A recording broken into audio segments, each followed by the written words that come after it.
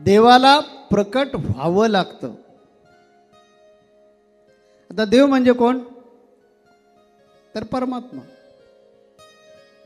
ज्याला आपण ईश म्हणतो किंवा ज्याला ईश्वर म्हणतो, असा जो निर्गुण आहे, ज्याच्यावर कोणत्याच गुणाचा परिणाम होत नाही, असा जो आहे तो. जो निराकार आहे,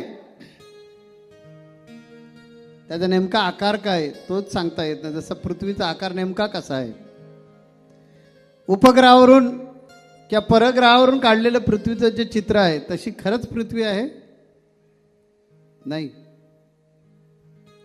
ती वरून वाटते आपल्याला तशी, पण प्रत्यक्ष जर पृथ्वीवर पाहिलं तर ती वेगळीच आहे. तसा हा निराकारी देव, जो निरंजन आहे, सर्वत्र आहे. आधी होता, आता आहे, यानंतरही होणार आहे किंवा राहणार आहे. तो कशाचंच श्रेय घेण्यासाठी व्यक्त होत नाही. असा हा अव्यक्त देव, शाश्वत, कधीच क्षय होत नाही, असं अक्षय आहे, सर्व शक्तिमान, ज्याच्या समोर द्वैत आणि अद्वैत चालत नाही, असा परमात्मा म्हणजे संपूर्ण ज्ञान आणि केवळ दाता. तो देत असतो, देत असतो, देत असतो. आपल्याला कधीच समजत नाही तो कसा देतो. तो आज बघा, एवढं प्रचंड वैभव जे आहे ते दिले कुणी? सद्गुरू रूपी देवानच ना, ज्याचं नाव आहे समर्थ सद्गुरू काडसिद्धेश्वर महाराज. गजानन महाराज जर प्रकटच झाले नसते तर मी तुम्हाला भेटलो असतो का? इथपर्यंत आणण्यामध्ये जर मोलाचा हिस्सा कुणाचा असेल, वाटा कुणाचा असेल, तर गजानन महाराजांचा. गजानन महाराजांनी या दगडाला बरोबर हेरलं आणि म्हणाले, आता मी नाही आहे, रत्नपारखी दुसरा आहे, त्याच्याकडे टाकलं पाहिजे, म्हणून त्याच्या कार्यशाळेमध्ये नेऊन टाकलं. त्याने इकडे तिकडे बघितलं आणि म्हणाला, मी आत्मा आहे.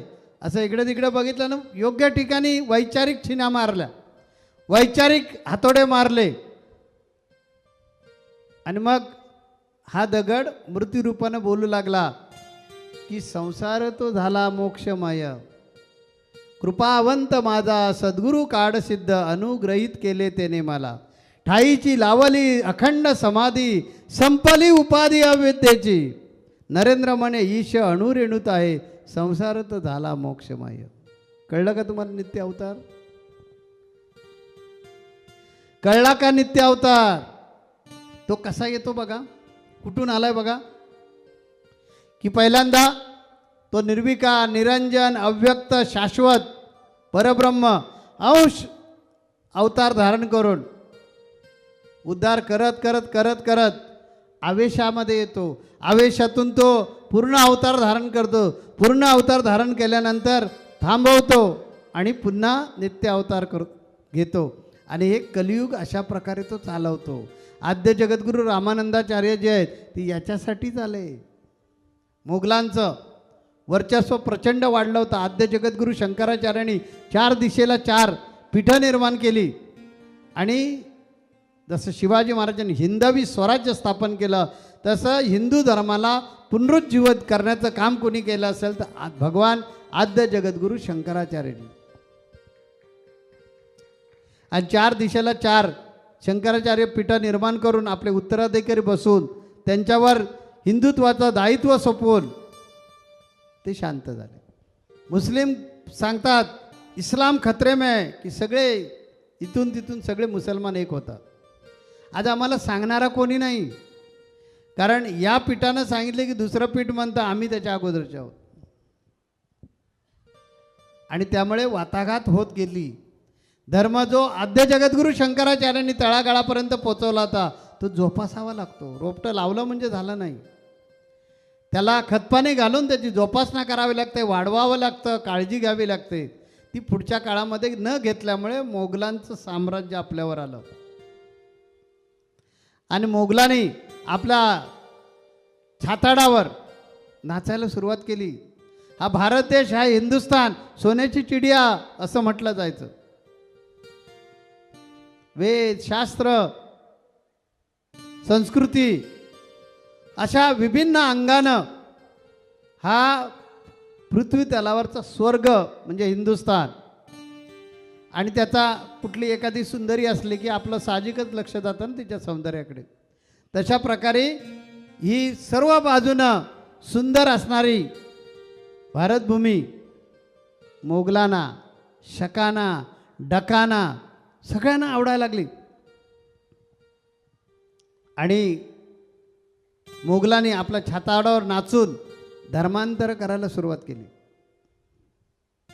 आता जशा प्रकारे वक्फ बोर्ड आपल्या बोकांडीला बसलेलं आहे आणि हिंदूची कुठलीही प्रॉपर्टी असो ती वक्फ बोर्डाची प्रॉपर्टी म्हणून बळकावण्याचं जे काम चालू आहे त्याचा आवाज उठवला ना मी कुंभमेळ्यामध्ये.